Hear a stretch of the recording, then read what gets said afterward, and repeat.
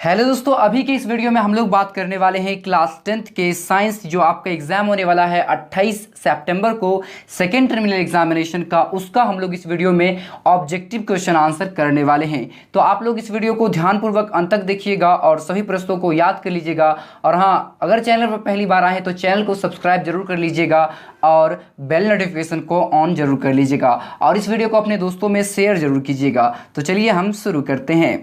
तो देखिए, यहाँ पर आपको 48 एक से लेकर 48 प्रश्न देखने को मिलेगा, जिसमें से आपको केवल 40 प्रश्नों का ही सही आंसर देना है। तो चलिए हम शुरू करते हैं। तो देखिए, आपके सामने पहला प्रश्न है, कोई धातु ऑक्सीजन के साथ अभिक्रिया कर उच्च गलनांक वाला यौगिक निर्मित करती है। यह यौगिक जल में विलय है। यह तत्व क्या हो सकता है? तो इसका सही जवाब आपको याद रखना है, ऑप्शन ए होगा कैल्शियम।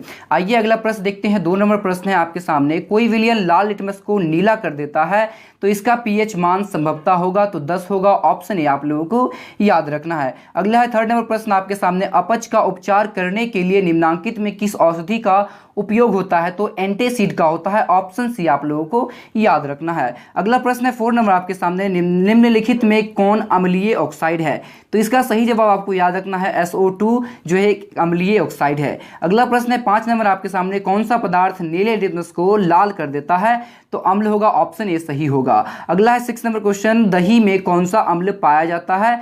तो लैक्टिक अम्ल पाया जाता है। ऑप्शन सी बिल्कुल सही होगा। अगला प्रश्न है 7 नंबर आपके सामने, निम्नांकित किस धातु को केरोसिन में डुबोकर रखते हैं? तो इसका सही जवाब ऑप्शन डी होगा, सोडियम को। अगला है 8 नंबर प्रश्न आपके सामने, वह धातु कौन है जो सिर्फ अम्लराज में घुलता है? तो Au होगा। ऑप्शन बी, जिसको हम लोग औरम यानी सोना कहते हैं। अब अगले प्रश्न की ओर देख बढ़ते हैं। 9 नंबर प्रश्न है आपके सामने, कमरे के ताप पर द्रव अवस्था में रहने वाली अधातु कौन है? तो इसका सही जवाब ऑप्शन सी होगा, ब्रोमीन। अगला है 10 नंबर प्रश्न आपके सामने, सिनेबार किस धातु का अयस्क है? तो इसका सही जवाब ऑप्शन डी होगा, हाइड्रागायरा यानी पारा का अयस्क है। अगला है 11 नंबर प्रश्न आपके सामने, कैल्शियम के बाह्यतन कक्षा में कितने इलेक्ट्रॉन विद्यमान होते हैं? तो इसका सही जवाब आपको याद रखना है, ऑप्शन बी होगा, 2 इलेक्ट्रॉन। अगला है 12 नंबर प्रश्न, समीकरण इतना हाइड्रोजन का H2O के रूप में हुआ है? तो हुआ है दोस्तों, इसका सही जवाब आपको याद रखना है, ऑप्शन सी होगा, यानी अपचयन और उपचयन दोनों हुआ है। अगला प्रश्न है 30 नंबर आपके सामने, अभिक्रिया इतना किस प्रकार का रासायनिक अभिक्रिया है? तो ये एक द्विविस्थापन अभिक्रिया है। ऑप्शन सी आप लोगों को याद रखना है। अगला है 14 नंबर प्रश्न आपके सामने, एनोडीकरण किस धातु पर मोटी ऑक्साइड की परत चढ़ाने की प्रक्रिया है? तो इसका सही जवाब आपको याद रखना है, ऑप्शन सी होगा, एल्युमिनियम पर। अगला प्रश्न है 15 नंबर प्रश्न आपके सामने, अभिक्रिया इतना निम्नलिखित में किस प्रकार की अभिक्रिया है? तो इसका सही जवाब आपको याद रखना है, ऑप्शन सी होगा, अपघटन अभिक्रिया है।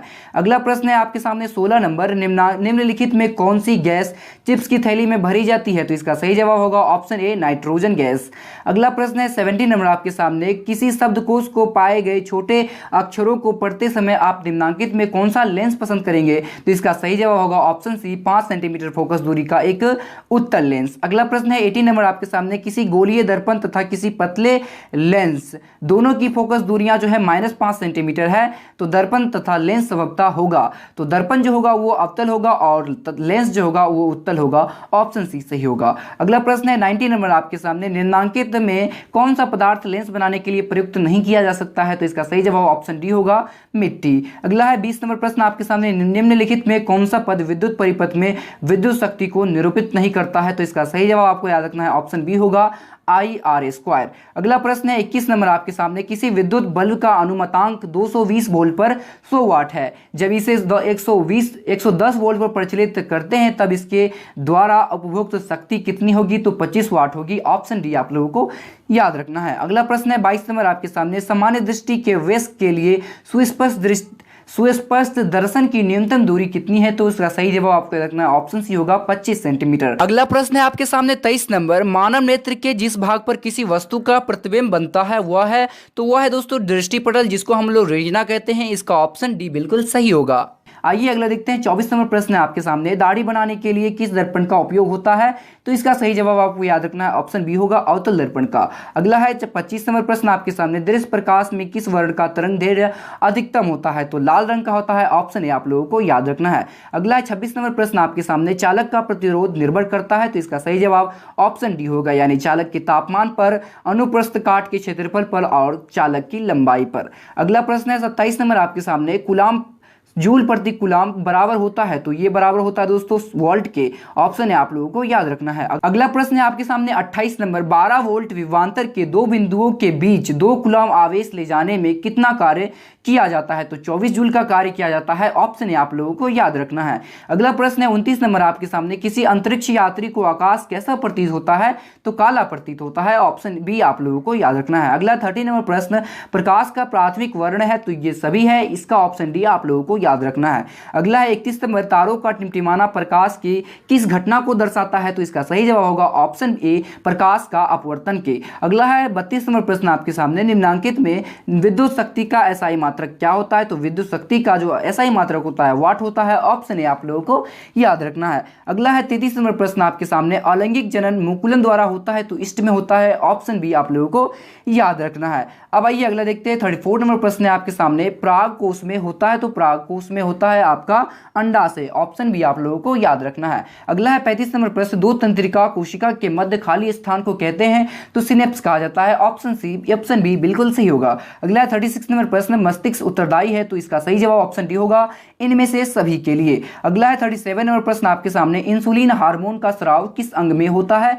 तो अग्नाशय में होता है। आइए अगला देखते हैं 38 नंबर प्रश्न है, पादप में जाइलम उत्तरदायी है? तो पादप में जाइलम उत्तरदायी होता है जल के वहन के लिए, ऑप्शन ए बिल्कुल सही होगा। अगला है 39 नंबर क्वेश्चन, स्वपोषण पोषण के लिए आवश्यक है? तो इनमें से सभी होगा, यानी कार्बन डाइऑक्साइड, क्लोरोफिल और सूर्य का प्रकाश। अब आइए 40 नंबर प्रश्न है आपके सामने, निम्नांकित में कौन फल पकाने के लिए उपयोगी है? तो एथिलीन, ऑप्शन बी सही होगा। अगला है 41 नंबर, पूर्ण विकसित अंडाशय कहलाता है? तो फल कहलाता है, ऑप्शन सी बिल्कुल सही होगा।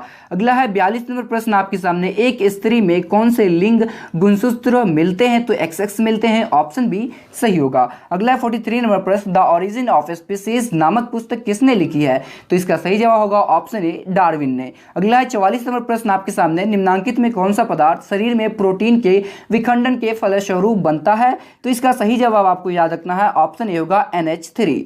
आइए अगला देखते हैं 45 नंबर प्रश्न है आपके सामने, पौधों में गैसों का आदान प्रदान होता है? तो इसका सही जवाब आपको याद रखना है, ऑप्शन बी होगा, रंध्र के द्वारा।